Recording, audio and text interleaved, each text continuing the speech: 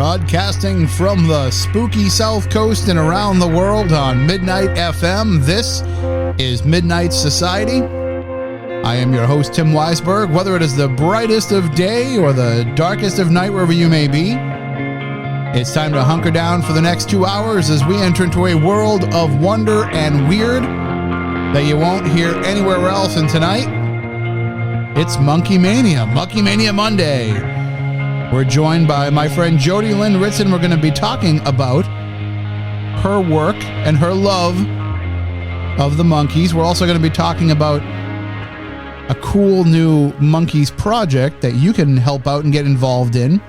And then a little bit later on, I'm going to throw out the question and I'm going to open up the phone lines later. And I'm going to ask everybody, who was your teenage crush? Who was it when you were younger that, and you know, some of you might actually still be teenagers, but who is it that you were obsessed with in your younger days?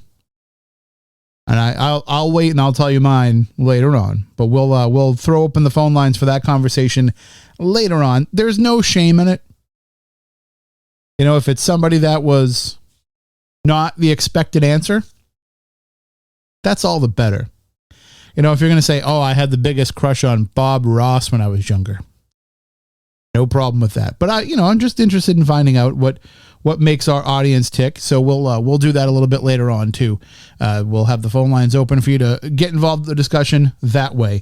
We also have quite the full week for you tonight. If you are a member of Midnight FM and you can't listen to all the programs live, of course, you'll be able to access us through the archives. But if you are not a member, maybe you want to join so that you don't miss a minute of all of the great programs that we have. We're going to be talking about everything from the Monkees to the Flatwoods Monster to all kinds of paranormal things to true crime. You're really going to be in for quite the ride this week. And I thank you all for joining us and for coming on this ride with us. Also, just another quick note for everybody that coming up next week, I will have a night that I have to take off. I think it's next week. Yes. Next week, there is a night that I will have to take off next Tuesday. So another instance of where I have to get up super early in the morning, and so I can't really be doing the program the night before. But I'd like to keep you all notified of that so that, you know, if you make a special time of your night, you know, you carve out these 2 hours every night, and you rearrange your schedule just to hang out with us, I'd like to let you know that, you know, on that particular night, you can actually hang out with your family instead of coming and hanging out with me. All right, well, let's get right into it. We have a lot to discuss with Jodi, so let's not waste any more time. Jodi Lyn Ritzen is a lifelong Monkees fan. When she was 12, she started to watch the reruns of the TV series The Monkees on MTV. After one of the band members, Davy Jones, passed away in 2012, she decided to volunteer at a memorial for him in North Jersey. Over time, she created a fan base that started to grow, including people from all over the world. She was successful at planning events and got the attention of the other band members, Michael Nesmith and Mickey Dolenz, and she began a business relationship helping to sell merchandise and hosting fan parties. She also initiated a successful karaoke sing-along and fundraiser with Mickey Dolenz, traveling the world to raise money for the Make-A-Wish Foundation. We'll talk to her about that and so much more. Good evening, Jodi. How are you? Hi, how you doing? I'm doing very well. And, you and I have known each other for a while because when you started getting involved with some of this stuff, years ago, I had you on my Saturday morning program. Going back to those days, did you ever think that even starting off with that, you know, your life would turn into what it's become now? No, not even a little bit. But we have been Facebook friends for years, and I look forward to meeting you in person one day because there actually are people out there, not just Facebook friends. So hopefully one day we'll be able to finally, fist bump in person. I know. I can't wait. I mean, we've come close a few times, but I guess there's not enough monkey stuff going on in New England. We gotta fix that. Oh, you know what? You're right. That's on my next to-do list. I have Hawaii and New England as where I want to go next. Well, I guess, if you're weighing the two in your hands, I think Hawaii probably wins out. But look how much both of us have grown over the years. I mean, I'm working with the Monkees and you're with the paranormal, neither of us make any sense, but we make for a good story. Absolutely. Well, speaking of stories, let's get into this a little bit because I've followed you and I've heard the stories and I've been to your website, and this is really like the story of the person. They say, don't meet your idols, but you are really the definition of the person who has had that opportunity and been able to turn it into something very special. Yeah. I mean, I was years ago when I was first approached to work with Nez first. I did talk to my family about it, and I said, there's like this thing, you don't necessarily want to work with the people that that you idolize, because they could disappoint you. And, I've heard many stories of that, but I have been extremely fortunate. I've been waiting for 7 years for them to disappoint me, and they haven't. So I definitely chose wisely. So let's talk a little bit about your early, we kind of mentioned it in the bio, but how did you discover the Monkees, and what was it like for you when you did find them? I remember walking home from school. If we're really going into, the in-depth of Sure. my childhood. I was walking home from school. It was 6th grade. It was 1986. And a friend of mine said, "Hey, did you watch that new show, The Monkees?" And mind you, this is 1986. And I said, "No, what's the Monkees?" And he said, it came on at 3:00 on like Channel 29 or wherever in Philadelphia. And he goes, "You got to watch it. It's really funny." And I don't know, I came home, I watched the Monkees, and all of a sudden it was my new favorite show. And I'd be singing the music, and I grew up in a family where there was a lot of music in the house, but mostly the Beatles. Never remember hearing my parents play the Monkees. And I'm singing one of the songs, and my dad knew the song. I thought my dad was really cool. He was listening to, contemporary music. And as it turns out, I was the one that was listening to music from the 60s. He had no idea about music from the 80s. And so that was the first like weird thing, because I don't know from reruns in 6th grade. I'm just watching it as it appeared on television. So for me, it was a brand new experience. I found myself buying all the music that I guess Rhino had put out, or Arista had put out, that orange cassette tape with That Was Then, This Is Now. Mm-hmm. And I would listen to it all day and all night long. And my parents weren't mad at me, because they would get angry. Back then it was Aerosmith, Skid Row, and, the Monkees was like, played all day long. I don't care. So it was really cool, because now when I look back at, somebody my age as a parent, it was such a bonding moment for my family, because it was how often do you have the exact same interests as your children? And this was one of those things where it was reruns and music that my parents knew and they liked. And then here, it just went right into my household, and my sister and I became Monkees fans. And it was the perfect time, because, MTV had brought back the Monkees. They were experiencing a, 20th anniversary revival. They were popular with, they were, back on the top 40 charts. So it was, you could go into school and talk to your friends about the Monkees, and talk about the new songs. Then you could go home and listen to the old songs with your parents. And my problem was always that I would drive around with my mom and my dad, and there was 5 kids in the family. And my mom owned that stereo. So she was going to play whatever she wanted to listen to. And nothing was better than when she popped that Monkees cassette in, because at least I knew it was something that I loved and I knew every word. And so it was kind of like you were saying, the one thing that could kind of bring us all together. And it's something that spanned generations at that time. People were into the Monkees again. Yeah. That's one of the things that when I watch these interviews, and we've got right now 55 years of interviews of the Monkees. And what I never could understand was why there hasn't been more of an emphasis on the fact that this was, of course, the Beatles, that was generation to generation. But with the Monkees, because of the television show and the music, it really was, a concert that you went to, where you could see a 9-year-old, a 29-year-old, a 59-year-old, and a 70-year-old all singing the same music, all, yelling for Mickey and Davy and Mike and Peter. And it was really a generational thing being brought together. And, I'm sure it happens, in different, with different music and things like that. But for this, I mean, only other than like maybe sports and wrestling, do you really see that kind of a bond where you could talk about the old days and the kids are interested as much as the adults are. And part of that is as great as the music was and as timeless as the music was, the show itself has a universal appeal. Although it has, if you're watching it through adult eyes, you can look at it and see a lot of the signs of the 1960s in the television show. But if you're a 9 or 10-year-old kid, you don't pick up on all that stuff. It's just great slapstick comedy. Well, it's funny. I really never spent a lot of time. This is going to sound ridiculous, but because I never really wanted to sound like a fangirl, even though, I mean, Mickey and Nez pretty much, they know, but I didn't ever want to sound like that. But we were talking one time, Mickey and I, and he had said the reason for what you bring up, that it's timeless, is because they were very conscious about not bringing up anything that was dated. They didn't bring up, who the president was, how much milk was.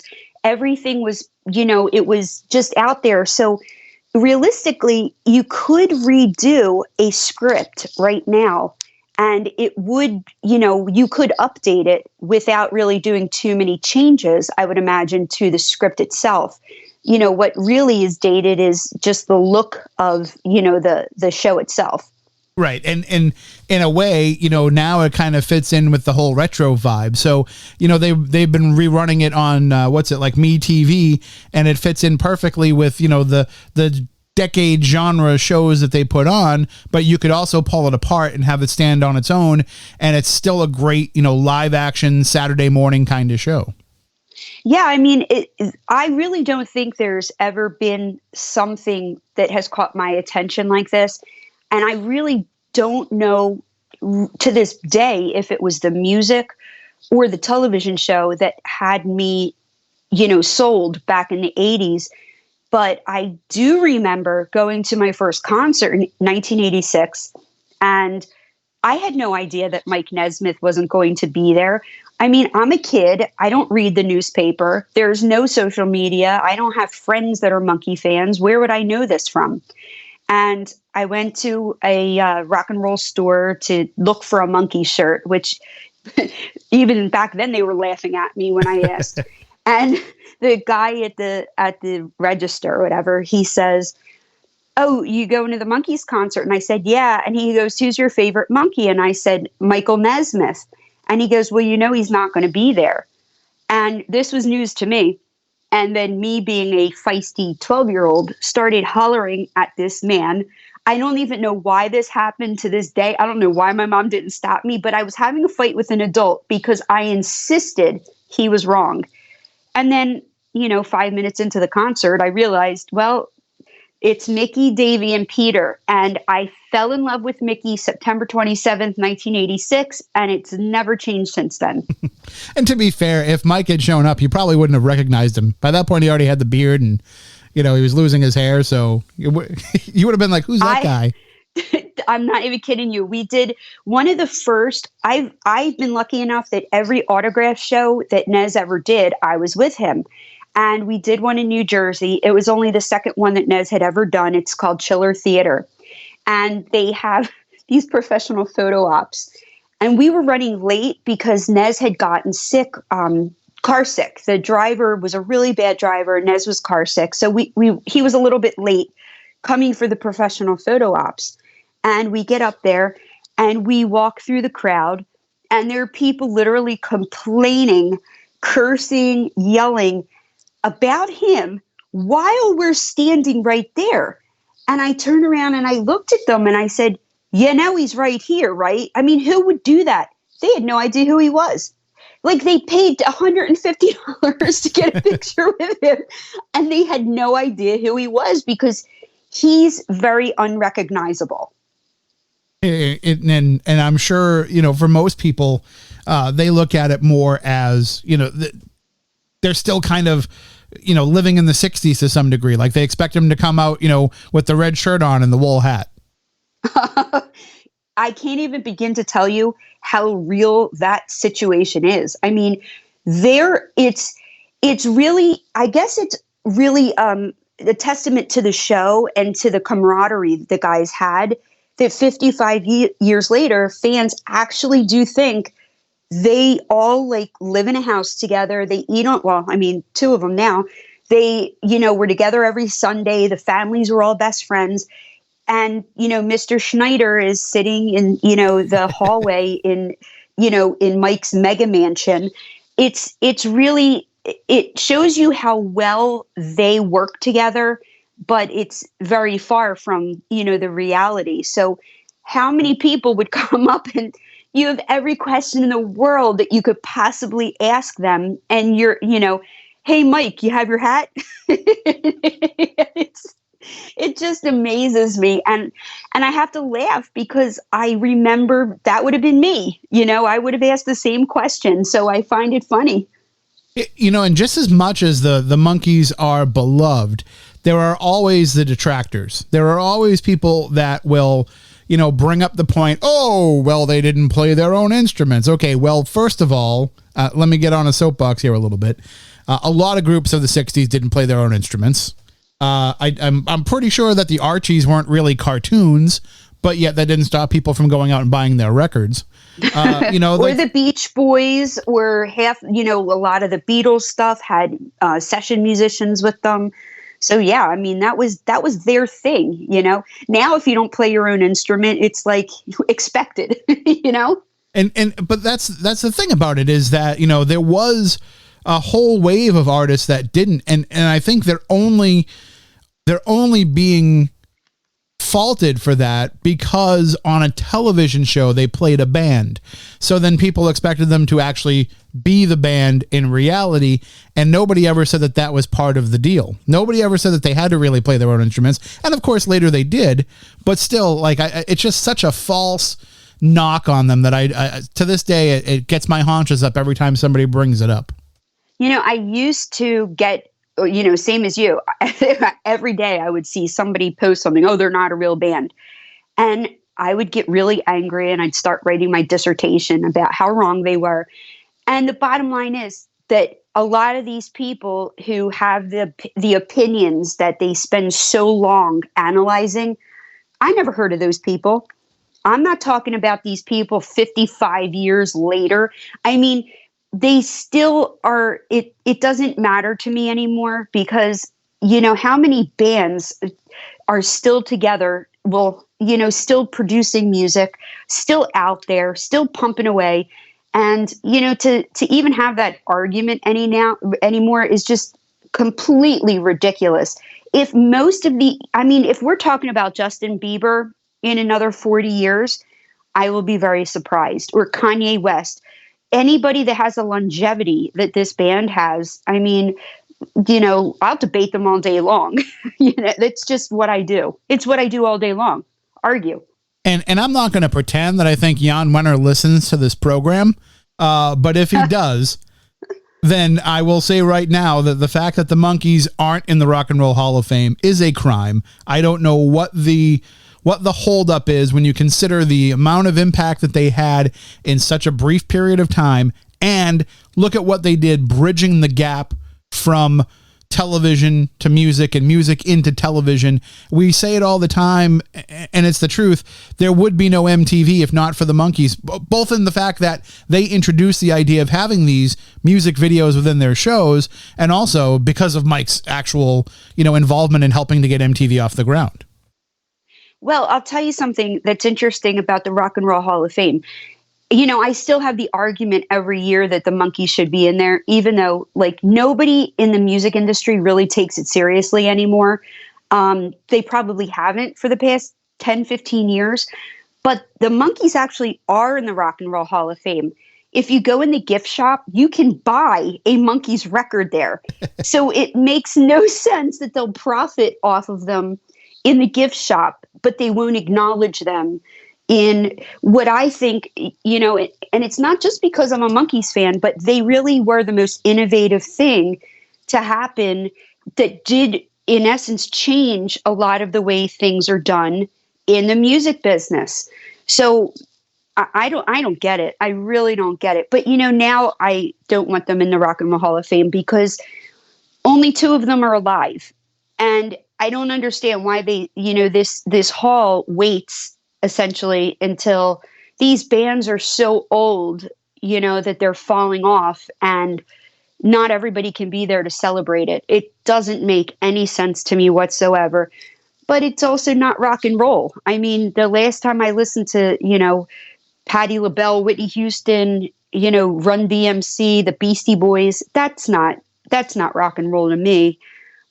So I don't even care anymore. They're a waste of our time. That is true. And also, they are in the Hall of Fame too, in some degree, by all of the great songwriters that they got to work with who are in the Hall of Fame. We're up against our first break here, but when we come back on the other side, we can talk a little bit about that. We'll also talk about, what the Monkees are up to today. We'll talk about all the work that Jodi does, especially all of this great stuff that she does with Mickey. And we'll find out about how you can get involved with a new project that's coming up as well. So during the break, go out and get your wool hat, put it on your head.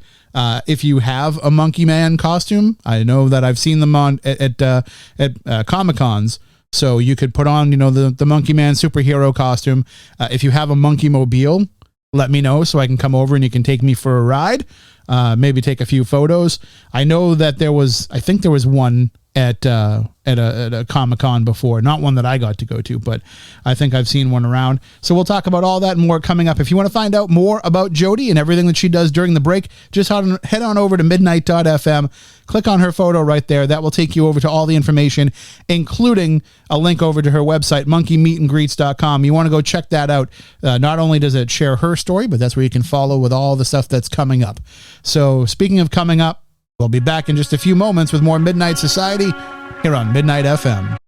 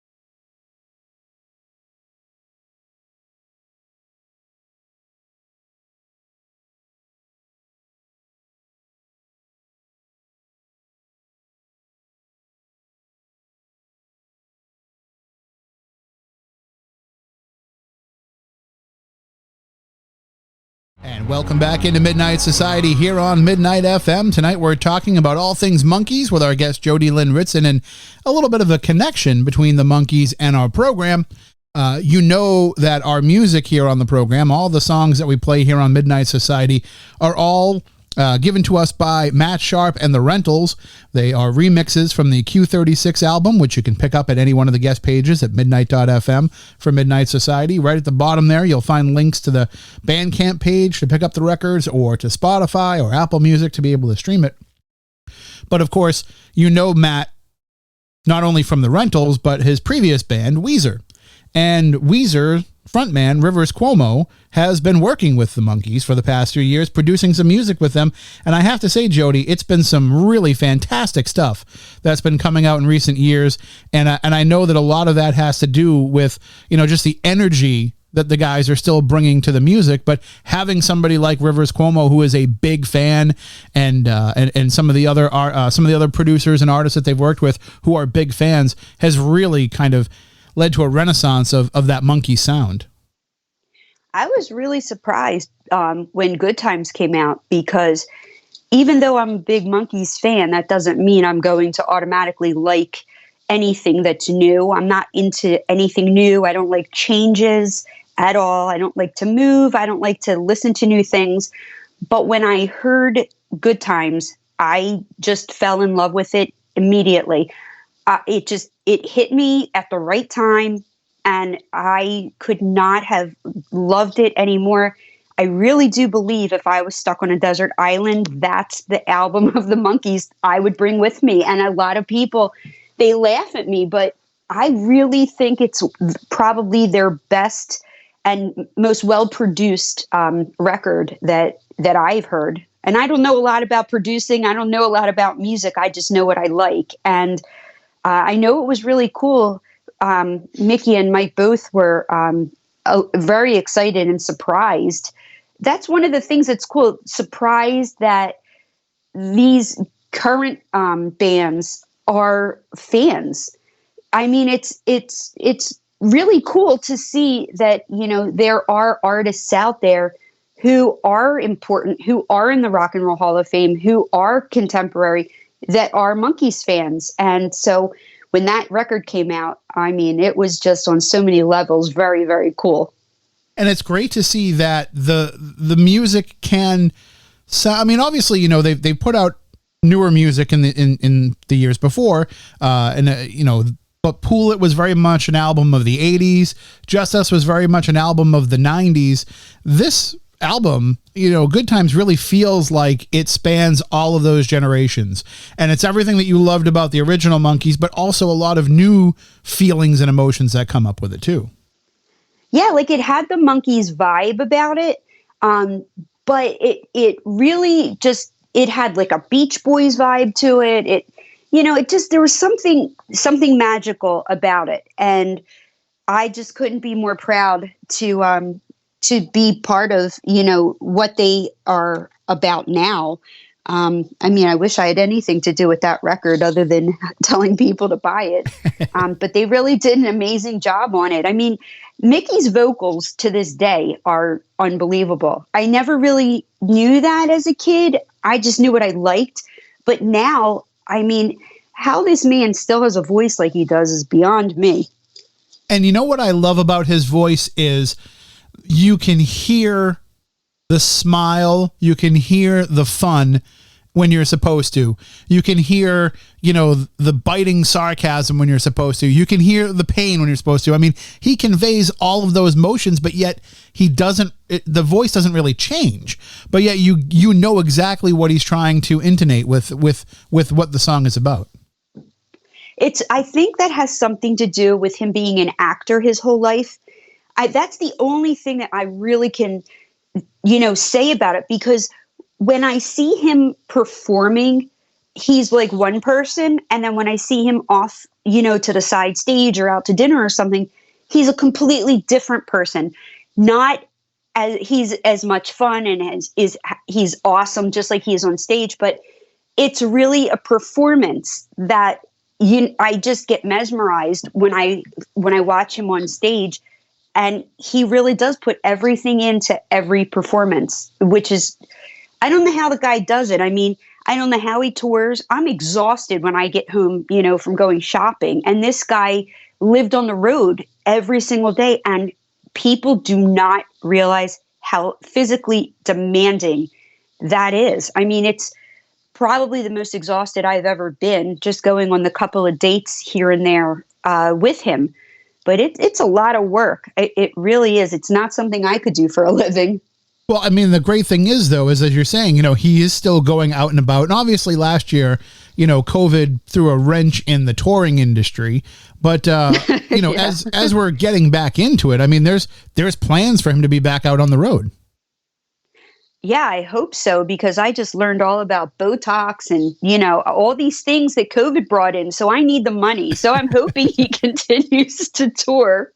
Well, I know the audience is, you know, excited for it. I see all the comments in the Facebook groups, you know, and people, you know, really want to get out there and see him perform live, and they want to see this music live. But at the same time, you've got this great new idea that you are working on that is going to bring Monkee music into everybody's eardrums 24 hours a day.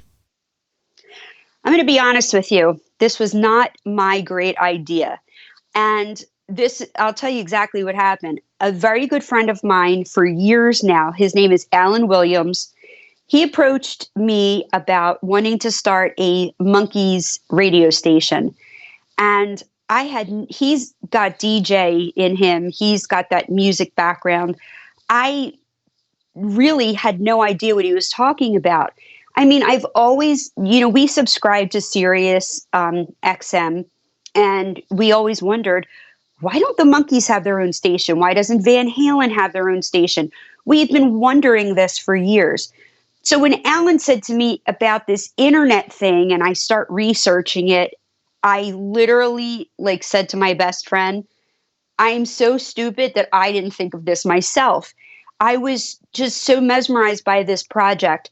Alan wanted to, his lifelong dream was to start a Monkees radio station. And realistically, the only way that you can do anything remotely like this anymore as a regular, everyday person is to do it through the internet, which sounds very foreign, but it's really what any of us are doing now when we listen to Sirius in our car and it's on the app on our phone. So Alan introduced me to this site called Live 365. This allows you to basically be able to have a radio station that comes through the internet. It's very similar to that of Sirius XM, except it's free. It's free for the listener. There's a monthly charge to have a radio station, which is why we're doing a Kickstarter, which I'll explain to you. But realistically, you can listen to these people like you and I all day long with music very similar to that of Sirius. I really believe the only reason I like Sirius XM is because they will play stuff that you will not hear on traditional radio. Right. And, B-sides and, things like that. Well, this Live 365 is extremely similar to that. They've got, soft rock, hard rock, all the things that you can imagine. And this is where we're going to premiere this radio station. The radio station is called Monkey Mania Radio. It is not live yet. It will be live on June 21st, which is the first day of summer.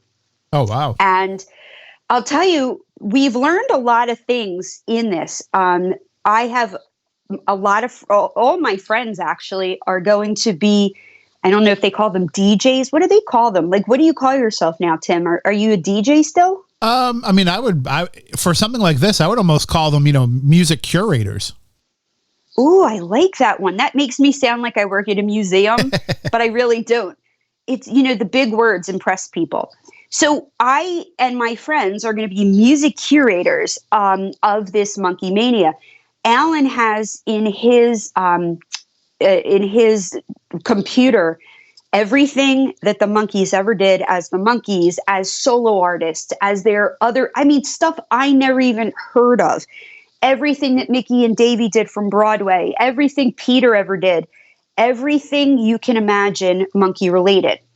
So there's about 6 of us, I guess, right now that have been working on this since probably December.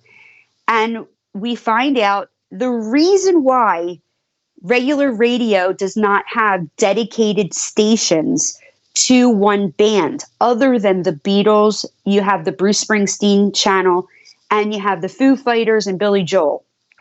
It's because there is something called Sound Exchange that rocked our world to find out that there are rules that you are not allowed to play because of copyright rules, the same artist over and over and over again. That it's some kind of weird thing, which is why when everybody says to me, well, why don't you put it on Sirius? Well, aside from the fact that we're not millionaires, it's impossible because there were so many different people that wrote for the Monkees and different copyrights.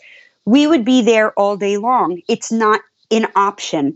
The option that we have been left with is what I still think is amazing, is every hour you will hear a song from the Monkees. You will hear a song from Mickey, a song from Davey, a song from Mike, a song from Peter, a song from one of their bands. You'll hear cover songs. You're going to hear stuff from the people who opened up for the Monkees, everything Monkee related.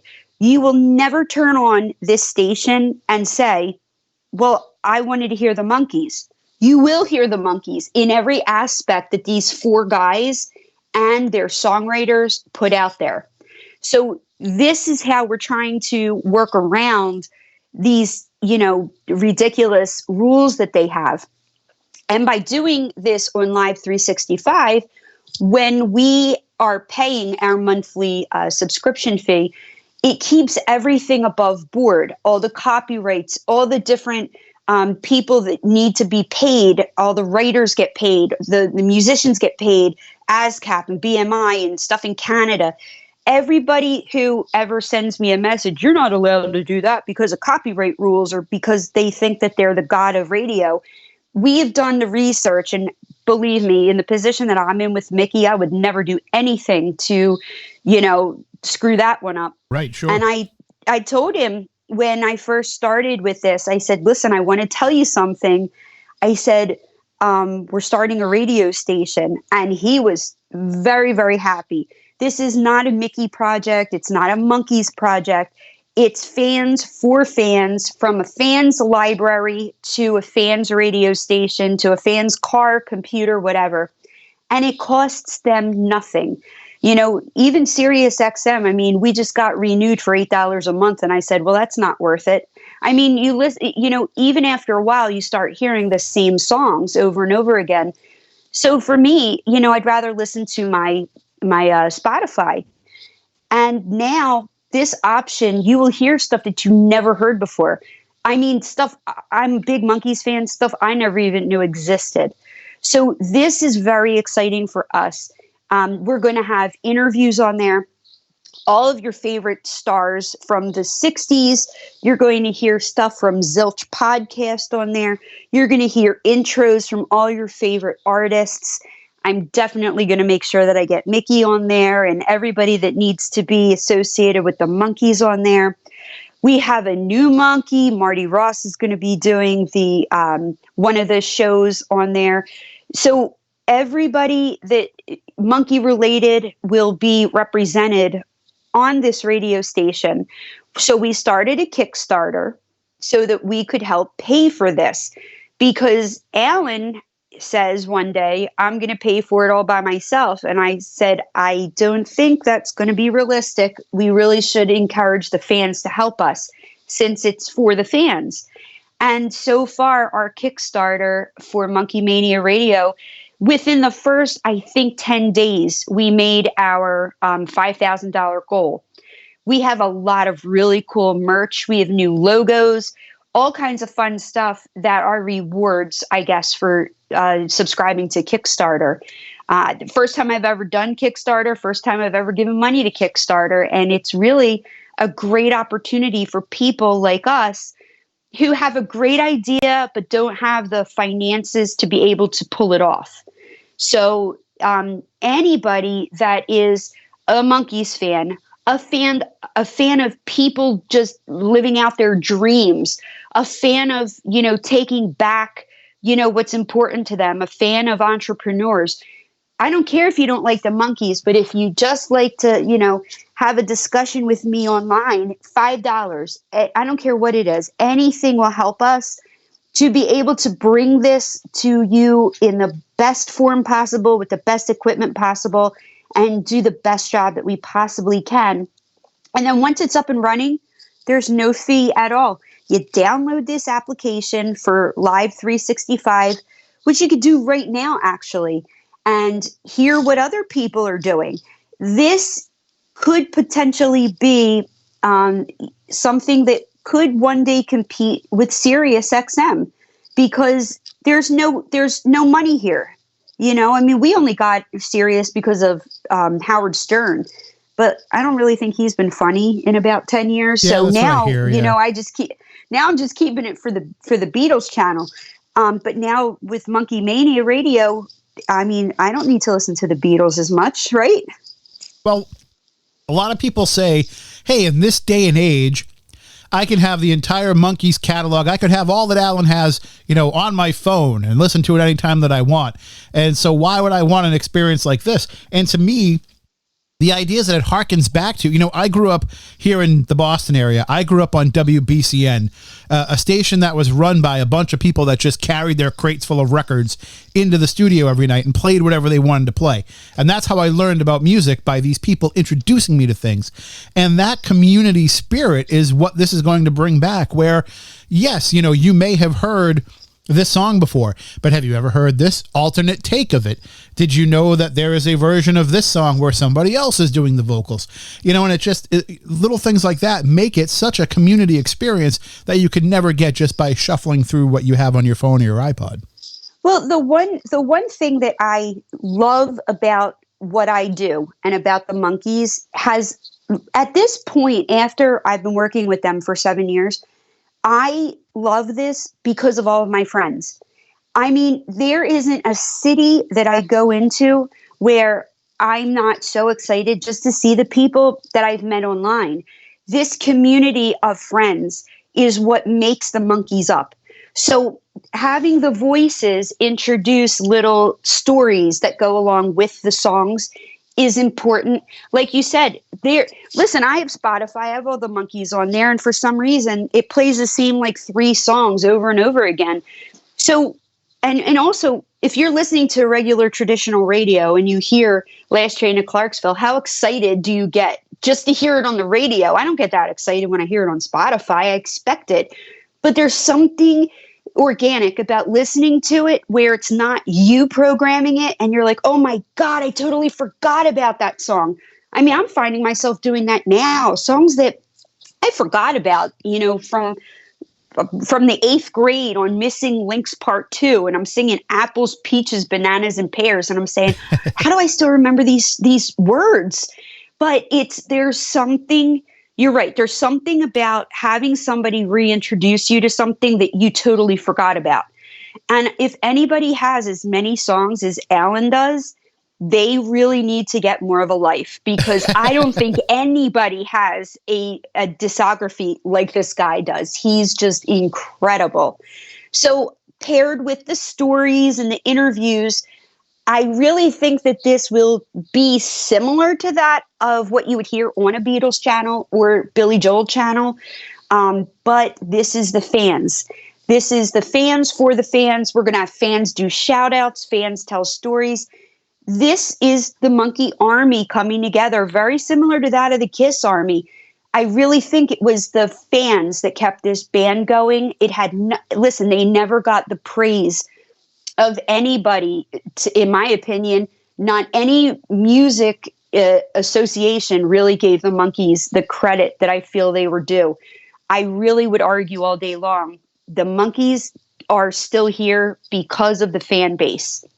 Right, absolutely, because there's something to be said about not only great music, but the feeling that music gives you. And I think that anybody that is a Monkees fan, they have feelings attached to all of these songs.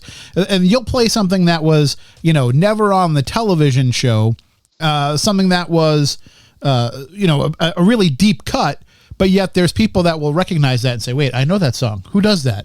And then you tell them it's the Monkees. Like, oh, really? I had no idea. Because it's just that. Just the other day, my husband plays for me this terrible version of Stepping Stone. And he goes, did you ever hear this? He thinks that he knows something that I don't know. And I said, yeah, this is Sex Pistols, right? Oh, you can't stump her.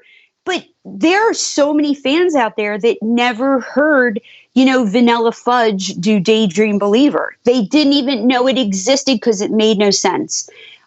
So this is what we're excited to be able to bring to the fans all over the world. That's the main goal. And also keeping the legacy of these guys alive. Every day a new band comes out. Oldies, we have Oldies 98 here, which is, like any oldies music station in Philadelphia. And they're playing Will Smith and Parents Just Don't Understand. Oh, no. When did that become oldies? Frank Sinatra is old. I was listening to the Monkees before that came out.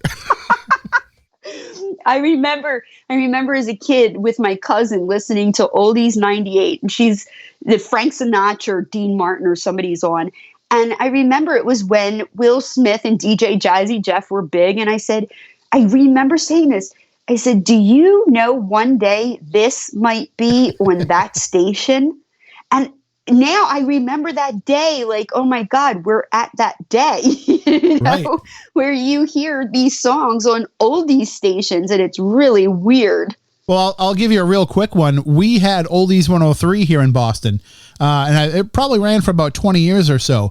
But then that, of course, gets taken over and turns into, popular music of the day. And even that now has flipped formats again a few years later. But so we lost our oldie station. And there's a gentleman by the name of Mike Callahan who used to work at the original oldie station. He recreated the entire Oldies 103 experience on Live 365. So he's got all the old station IDs, all the old bumpers, all the old contest promos, everything that they used to run on that station, plus all of the music. And he has recreated that entire experience of what it was like listening to Oldies 103 in the late 80s, early 90s, and he's turned that into a Live 365 channel with a lot of success. So if it's going to be anything like that, I know Monkey Mania Radio is going to be, not it's amazing to say that something so cutting edge when you're dealing with music that goes so far back in time, but it really does sound like it's going to be an experience for not only Monkees fans, but music fans overall. Well, it's definitely repurposing something. When this idea was brought up, I'm telling you, I was kicking myself. I'm like, why didn't I think of this myself? And why has this not happened before? But during COVID, as many people were stuck in their house and they were, depressed, there were other people like us who actually were doing stuff and trying to figure out how to make the most out of this time. And that's what we did with our time off. We spent time researching, trying to figure out how to make this happen, figuring out why and what we were going to do. So this wasn't such a bad year, 2020, because it gave us time to say, okay, now what are we going to do next? Absolutely. If this ever happens again, how are we going to be able to make a living? But at the same time, where none of us are getting paid to do this. This is literally just fans that are trying to do something wonderful for other fans. No DJs are getting paid, or I'm sorry, the curators of the Monkees collection are not getting paid. We're just doing this literally for the love that they gave us. And it's really important to me that we continue this, into the next generation as best we can, because music is timeless to me. Absolutely. Jodi, thank you for joining us and keep us up to date with everything. I look forward to being able to play Monkey Mania Radio on June 21st. Well, good. Does that mean you're going to give me $5 for Kickstarter? Oh, absolutely. Not only that, we put the link into our Midnight FM page for people to jump on over there and donate as well. Tim, I can't even tell you how appreciative I am. All these years of you just helping, another independent human, trying to do something really cool with always a lot here. Of nothing. Whatever you need, I'm always here. You're the greatest. Likewise. Take care. We'll talk again soon. Talk to you soon, Tim. Bye. That is Jodi Lyn Ritzen. Go check out midnight.fm. Click on the link. Go over there and donate a few bucks to the Kickstarter. We're going to take a break and then we'll come back. We can talk some more Monkees. Take your calls. Stay tuned. We'll give out the numbers when we come back. I also want to know, who are your teenage crushes? Who are your teen idols? We're going to talk about all of them when we come back. More Midnight Society in just a moment on Midnight FM.